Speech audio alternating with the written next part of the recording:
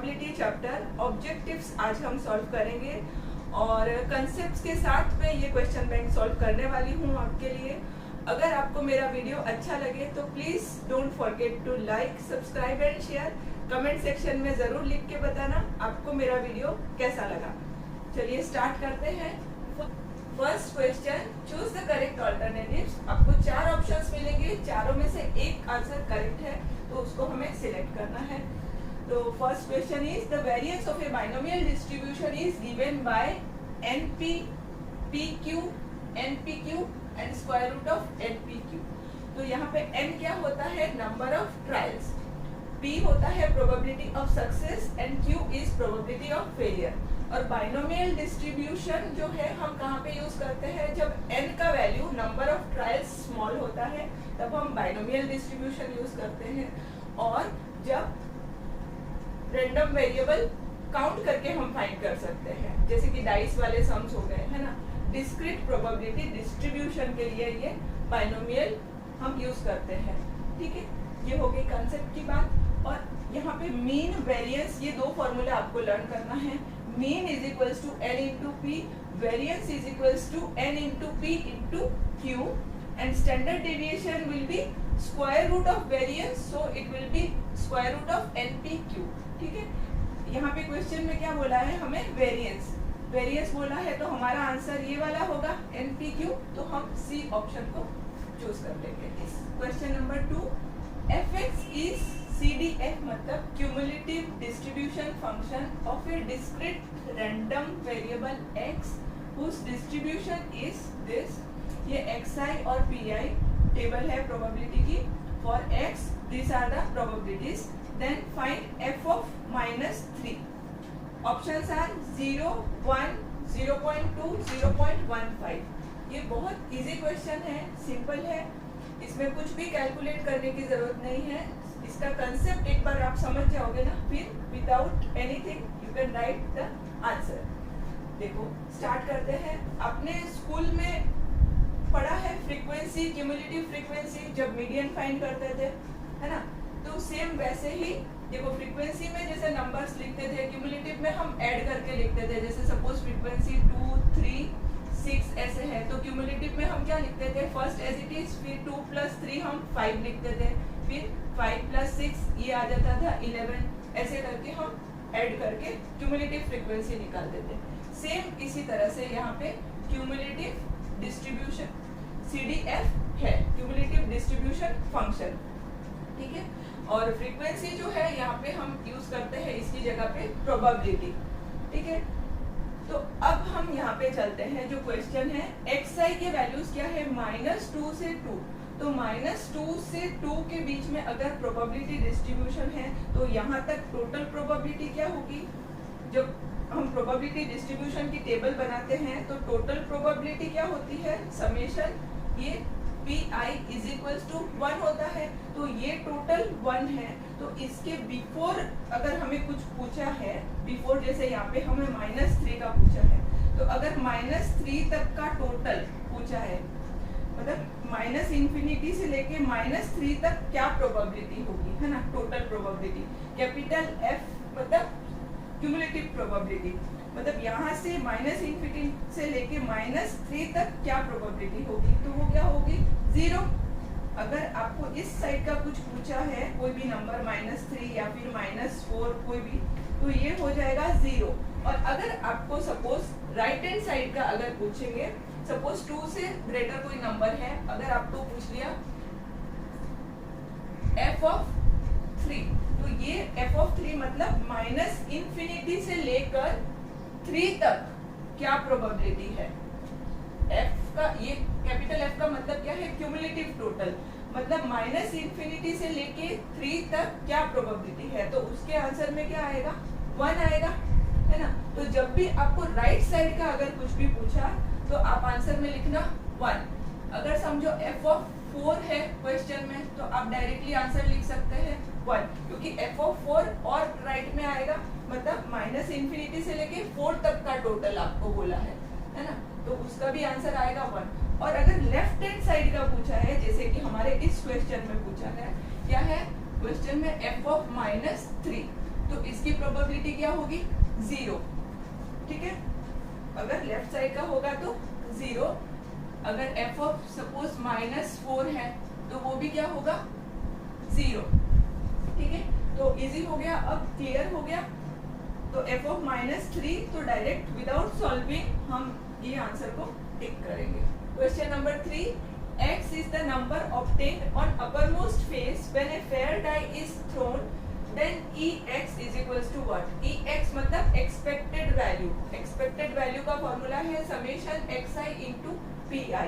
expected value को हम क्या बोलते हैं, मीन वैल्यू भी बोलते हैं, ठीक है। तो रेगुलर जो सम हम 3 मार्क के करते हैं उसमें टेबल बना के करते हैं, xi pi लिखते हैं। और xi यहाँ पे क्या हो सकता है, देखो on the upper most face of a fair die, ये फेयर डाई का अपर मोस्ट फेस है समझो, तो यहाँ पे 1 आ सकता है डाइस पे, जो अपर फेस है उस पे 2 भी आ सकता है, ऐसे 3, 4, 5 या फिर 6, ये 6 ही पॉसिबिलिटी है। तो x के वैल्यूज क्या क्या हो सकते हैं, x के वैल्यूज हो सकते हैं 1, 2, 3, 4, 5, 6। अब सबकी इक्वल प्रोबेबिलिटी है, 1 आने की प्रोबेबिलिटी क्या है 1/6, 2 आने की भी वही प्रोबेबिलिटी है 1/6, 3 आने की डाइस में क्या प्रोबेबिलिटी है उसकी भी 1/6, ऐसे सबकी प्रोबेबिलिटी सेम है। तो फिर हम निकालेंगे xi into pi, सबको मल्टीप्लाई करेंगे जैसे टेबल में हम करते हैं, फिर इन सब का टोटल निकालेंगे। तो यहाँ पे हमें मिलेगा समेशन xi pi, ठीक है। ये हमारा रेगुलर मेथड है। अभी इस सब में मैं आपको शॉर्टकट तरीका बताऊंगी, क्योंकि हमें मेथड कौन सा अप्लाई कर रहे हैं उस पे मार्क्स नहीं मिल रहे हैं, हमें आंसर से मतलब है ये 4 में से कौन सा करेक्ट है। तो उसका सबसे इजी और आसान तरीका देखो, xi है ना, xi के वैल्यूज सक्सेसिवली इंक्रीज हो रहे हैं 1 से लेके 6 तक। तो इन 6 वैल्यूज का मिडिल वैल्यू ये 2 है ना, ये 2 मिडिल वैल्यू है। तो इन दोनों का एवरेज निकाल दो। इन दोनों का एवरेज क्या होगा 3 + 4 डिवाइड बाय 2, दोनों को ऐड करके 2 से डिवाइड करेंगे तो कितना आएगा 7 डिवाइड बाय 2 मतलब 3.5। तो हमारा आंसर हो गया B 3.5। और अगर आप नॉर्मल मेथड से करोगे, यहाँ पे सब निकालोगे फिर टोटल करोगे तो भी आपका वही आंसर आएगा। आपने एक्सरसाइज में किया भी होगा, ये सब 3.5 आएगा। लेकिन हमें यहाँ पे ये वर्किंग नहीं करना है, ये वाला टेक्निक यूज करना है बिकॉज इट इज ऑब्जेक्टिव। और एक चीज यहाँ पे PI जैसे सेम है, PI अगर डिफरेंट भी हुआ तो भी ये मेथड एप्लीकेबल है। नेक्स्ट इज क्वेश्चन नंबर 4, बहुत अच्छा क्वेश्चन है। If probability mass function of a random variable x is given below. Random variable क्या होता है, जो भी x के वैल्यूज होते हैं उसको हम बोलते हैं रैंडम वेरिएबल x। तो x के रैंडम वेरिएबल x के वैल्यूज क्या है 0, 1, 2 और प्रोबेबिलिटी मास फंक्शन मतलब ये इसकी प्रोबेबिलिटीज की टेबल। तो q² है प्रोबेबिलिटी फॉर x0, 1 के लिए है प्रोबेबिलिटी 2pq, 2 के लिए है प्रोबेबिलिटी p²। और क्वेश्चन है यहाँ पे then variance of x is what. 4 option है, option A p², option B q², option C p into q, option D is 2 into p into q। सबसे पहले हम ये समझ लेते हैं p and q क्या है। p is the probability of success solution. Normal table बनाया जो हम मीन और वेरिएंस के लिए टेबल बनाते हैं, वैसे ही xi pi क्वेश्चन में गिवन है वो, फिर pi into xi, फिर pi into xi²। pi into xi कैसे मिलेगा, जब इन दोनों को मल्टीप्लाई करेंगे तो हमें मिलेगा pi xi। फिर ये जो pi xi आया इसके साथ फर्स्ट को मल्टीप्लाई करेंगे, मतलब फर्स्ट एंड थर्ड को जब हम मल्टीप्लाई करेंगे तो हमें फोर्थ वाला कॉलम मिल जाएगा, ठीक है। तो यहाँ पे pi xi का हम करते हैं पहले 0 into this, तो क्या हो जाएगा 0, 0 into anything is 0, फिर 1 into 2pq तो 2pq, फिर 2 into 2p² तो 2p², फिर pi xi² मतलब this into this, मतलब ये फर्स्ट एंड थर्ड, ठीक है। फर्स्ट एंड थर्ड को मल्टीप्लाई करते हैं तो 0 into 0 हो गया 0, फिर 1 into 2pq इज 2pq, फिर 2 into 2p² हो गया 4p²। अब टोटल में आएगा दिस प्लस दिस, तो 2pq प्लस 2p², फिर इन दोनों का total 2pq plus 4p² square. ठीक है, अब एक्सपेक्टेड वैल्यू का फॉर्मूला है समेशन पी आई एक्स आई। तो समेशन पी आई एक्स आई यहाँ पे क्या आया, समेशन पी आई एक्स आई का मतलब टोटल यहाँ पे आया 2pq प्लस 2p स्क्वायर। ठीक है, अब यहाँ पे हम 2p को कॉमन ले लेंगे तो क्या आ जाएगा q plus p। q plus p means probability of failure plus probability of success. ये क्या होगा 1। टोटल प्रोबेबिलिटी क्या होता है 1, तो 2p इंटू 1 लिखेंगे तो आंसर आएगा 2p। ठीक है, ये आप यहाँ पे ध्यान देना। देखो total probability p plus q मतलब success plus probability of failure is equals to total probability 1 होता है। ठीक है, तो मैंने यहाँ पे q प्लस p को 1 लिखा तो 2p इंटू 1 इज 2p मिल गया। ठीक है, तो ex मुझे मिल गया। अब वेरिएंस का हमें फाइंड करने को बोला है क्वेश्चन में, तो वेरिएंस का ये फॉर्मूला है summation p i x i square minus e x the whole square. E x कौन सा, जो यहाँ पे हमने फाइंड किया था वही ई एक्स यहाँ पे हम पुट कर देंगे। और P i x i square का टोटल ये है ना, समेशन ये है, टोटल समेशन लिखा है तो 2pq प्लस 4p स्क्वायर, ये समेशन यहाँ से टेबल से लिख दिया, माइनस ई एक्स का वैल्यू क्या है 2p स्क्वायर लिखा। अब देखो कितना मजेदार समय ये, 4p स्क्वायर, इसका स्क्वायर क्या हुआ 4p square plus 4 square 4p square minus 4p square cut, तो आंसर क्या आ गया 2pq। है ऑप्शन में 2pq है, option D. Expected value of the sum of two numbers obtained when two fair dice are rolled is, options are 5, 6, 7, 8। बहुत अच्छा question है ये भी। एक्सपेक्टेड वैल्यू मतलब मीन वैल्यू पूछा है। एक्सपेक्टेड वैल्यू का फॉर्मूला क्या है, summation x I into P I. Normally हम कैसे करते हैं, सम को टेबल बना के करते हैं, राइट, लेकिन यहाँ पे भी हम शॉर्टकट यूज करेंगे। देखो एक्स आई पी आई, फिर हम करते हैं x I into P I, फिर जो टोटल मिलता है वो हो जाता है एक्सपेक्टेड वैल्यू। ठीक है, यहाँ पे हम शॉर्टकट देखो ऐसे यूज करेंगे। यहाँ पे लिखा है sum of the two numbers obtained. Sum of the two numbers, दो डाइस है, ध्यान से समझोगे तो बहुत इजी है ये सम। 2 डाइस है, हो सकता है दोनों में 1 1 आया तो एक्स आई क्या होगा 2 होगा। सम ऑफ टू नंबर्स ऑब्टेन्ड, तो 1 प्लस 1 सम मतलब टोटल, 1 प्लस 1 क्या हो गया 2। सपोज एक डाइस में आया 1 और दूसरी डाइस में जो है आपने थ्रो किया उसमें आया 2, तो sum of the two numbers क्या हो जाएगा 1 प्लस 2 मतलब 3। 2 1 अगर आया तो उसमें भी 3 होगा। फिर नेक्स्ट अगर दोनों में 2 2 आया तो sum of the two numbers 2 plus 2 क्या होता है 4। तो ऐसे 2 3 4 ऐसे करके लास्ट जो है आपका वो क्या हो सकता है, मैक्सिमम दोनों डाइस में अगर 6 6 आ गया तो सम ऑफ द नंबर्स क्या होगा 6 प्लस 6 मतलब 12। तो ये नंबर्स जो है सक्सेसिवली इंक्रीज होके जा रहे हैं 2 से लेके 12 तक। ठीक है, तो 2 से लेके 12 तक मिडिल नंबर्स का हमें एवरेज निकालना है। ठीक है, बहुत इजी है ये। 2 3 4 5 6 7 8 9 10 11 12। ठीक है, तो यहाँ से हम ये 5 को निकाल देते हैं, फर्स्ट 5 को, है ना, और यहाँ से लास्ट में भी 8 9 10 11 ये 12 तक 5 को हटा देते हैं और यहाँ पे भी 5 को हटा देते हैं, तो रह गया कौन सा सेंट्रल नंबर 7। ठीक है, ये ऑड नंबर ऑफ ऑब्जर्वेशन है तो सेंट्रल नंबर एक ही होगा 7, तो मीन वैल्यू क्या होगा इसका डायरेक्टली 7। ठीक है, और अगर इवन नंबर ऑफ ऑब्जर्वेशन होता है जैसे कि हमने स्टार्टिंग में एक सम में किया था डाइस वाला सम था, हाँ उसमें 1 डाइस था, तो उसमें सेंट्रल वैल्यू क्या आया था 2 आया था 3 and 4, तो हमने 3 + 4 का एवरेज निकाला तो हमें आंसर मिला था उसमें 3.5 और इसमें सेंट्रल वैल्यू एक ही है 7, तो डायरेक्टली हम आंसर लिखेंगे 7 मीन वैल्यू। और आप टेबल से भी अगर फाइंड करोगे ना तो समेशन xi pi यहाँ पे टोटल करके आपको सेम आंसर 7 मिलेगा।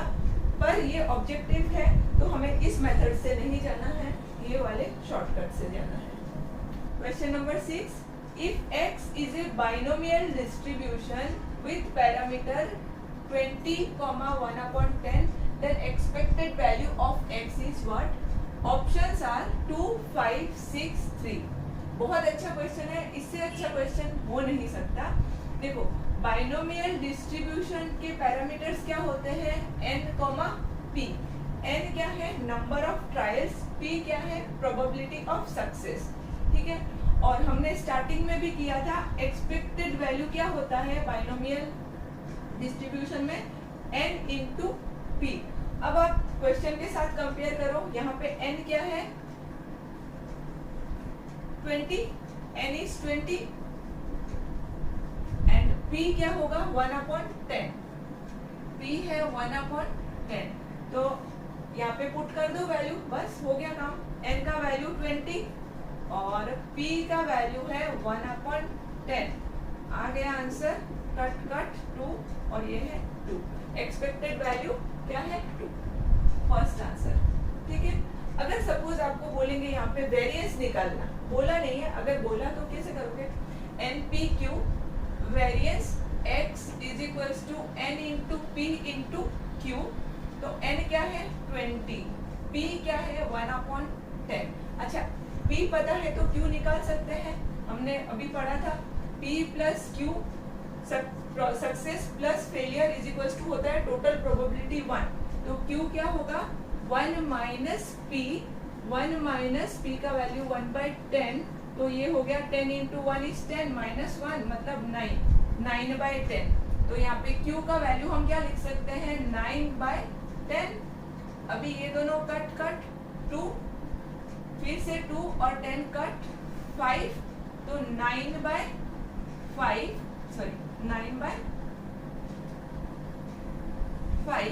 तो 1.8 is the probability। Question number 7 देखने में आपको ऑफ कोर्स बहुत डिफिकल्ट लग रहा है, लेकिन ये बहुत सिंपल है। A sequence of dichotomous experiment is called a sequence of Bernoulli trials if it satisfies। ये 4 ऑप्शन है, तो ये पहले जो 2 वर्ड मैंने अंडरलाइन किए हैं इसका मीनिंग समझ लेते हैं। डाइकोटोमस एक्सपेरिमेंट का मतलब है जिसमें 2 ही पॉसिबिलिटी है एक्सपेरिमेंट में, या तो सक्सेस या फिर फेलियर। इसको बोलते हैं डाइकोटोमस। डाई का मतलब होता है 2, ठीक है, याद रहेगा। और नेक्स्ट है बर्नौली ट्रायल। अभी हमने पढ़ा था बाइनोमियल डिस्ट्रीब्यूशन। बाइनोमियल डिस्ट्रीब्यूशन में पैरामीटर होता है n एंड p। ये जो n है ना, n को बोलते हैं बर्नौली ट्रायल्स। अगर बर्नौली ट्रायल है तो बाइनोमियल डिस्ट्रीब्यूशन का फॉर्मूला हम अप्लाई कर सकते हैं। और बर्नौली ट्रायल के लिए ये कंडीशंस है वो सेटिस्फाई होनी चाहिए। देखो यहाँ पे टेक्स्ट बुक में आप 146, 147 पेज नंबर खोलना, यहाँ पे नीचे लिखा हुआ है ये जो डाइकोटोमस के बारे में, और 147 में ऊपर लिखा है जो कंडीशंस होते हैं बर्नौली ट्रायल के, क्या कंडीशंस होते हैं वो, ठीक है। तो फर्स्ट कंडीशन टेक्स्ट बुक में लिखा हुआ है the trials are independent. Independent का मतलब क्या है? जैसे कि देखो ये 4 पेन है ना, 4 कलर की 4 पेन है, तो मैंने सपोज फॉर ब्लू पेन को उठाया, ठीक है, और इसको फिर से अगर मैंने रिप्लेस कर दिया, ठीक है, मैंने ब्लू पेन को उठाया और मैंने फिर से रिप्लेस कर दिया।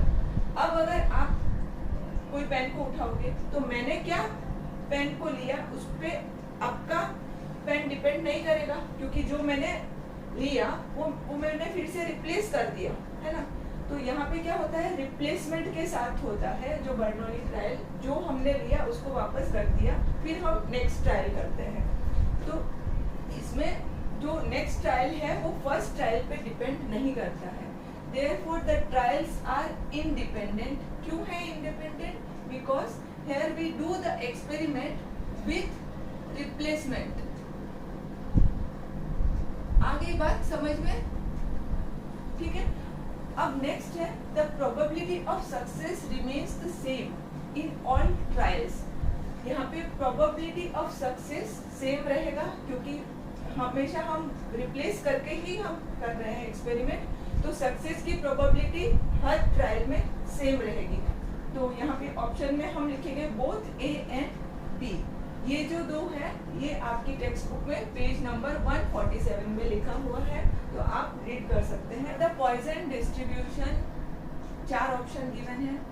Mean Ex is equals to m, variance is equals to m, mean is equals to Ex is equals to m and variance is equals to m. Option D, mean is equals to Ex is not is equals to m and variance is equals to m. तो ये simple सीधा सा definition और इसके जो properties है उससे आता है। पॉइजन डिस्ट्रीब्यूशन में एक चीज याद रखना, in case of Poisson distribution mean is equals to variance, ये दोनों सेम होता है, and is equals to n into p, ठीक है, ये सेम होता है। और मीन और वेरिएंस दोनों को हम m से डिनोट करते हैं यहाँ पे।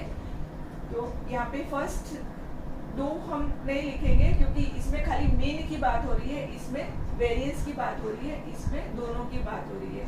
Mean is equals to m and variance is equals to m। Last question, a discrete random variable x is said to have the Poisson distribution with parameter m if its probability mass function is given by px is equals to e power minus m into m power x upon x factorial। ये Poisson distribution का formula है, बहुत important है। The condition for m is, m क्या है, mean value या फिर expected value for Poisson distribution, ठीक है। तो पहले पॉइजन डिस्ट्रीब्यूशन क्या है वो समझ लेते हैं। इसका आंसर होगा ए, m greater than 0। Poisson distribution को समझ लेते हैं साथ में। When n is large and tends to infinity, then we use Poisson distribution, and when probability of success is tends to 0, मतलब very small, जैसे कि number of accidents on A highway, कारें कितनी पास होती है लेकिन एक्सीडेंट होने का चांसेस कम रहता है, तो यहाँ पे हम यूज करेंगे पॉइजन डिस्ट्रीब्यूशन। या फिर एक बुक का एग्जांपल ले लो, एक बुक में जितने वर्ड्स है उसके कंपैरिजन में प्रिंटिंग मिस्टेक बहुत कम होती है ना, तो यहाँ पे हम क्या यूज करेंगे, पॉइजन डिस्ट्रीब्यूशन, ठीक है। तो n इंटू p होगा m इज इक्वल्स टू एक फाइनाइट नंबर आएगा। एक एग्जांपल के साथ समझते हैं, जैसे कि एक बुक है, मान लो उसमें 5000 वर्ड्स है, कितने, 5000, और प्रोबेबिलिटी ऑफ प्रिंटिंग मिस्टेक है 1/500, मतलब 500 वर्ड में से एक प्रिंटिंग मिस्टेक होने का चांसेस है, क्योंकि कोई भी प्रिंटर ये नहीं चाहेगा कि बुक में कोई मिस्टेक हो, ठीक है। तो यहाँ पे हम n इंटू पी फाइंड करेंगे। क्या फाइंड करेंगे, n into P. n into P क्या है, मीन वैल्यू। तो यहाँ पे ये कैंसिल करके आंसर क्या आया, 10 है फाइनाइट नंबर, तो np is equals to m, finite number आया, देयरफॉर ये हमारा first answer m greater than 0 होगा, ठीक है। और x के वैल्यूज जो है, ये x वैल्यूज होता है 0, 1, 2 अप टू इनफाइनाइट, मतलब x होता है greater than is equals to 0, ये याद रखना। और जो m है ना, m होता है greater than 0 for Poisson distribution. Okay students, thank you for watching my video. Please don't forget to like, subscribe and share. मिलते हैं नेक्स्ट वीडियो में। Till then keep practising, take care, bye bye.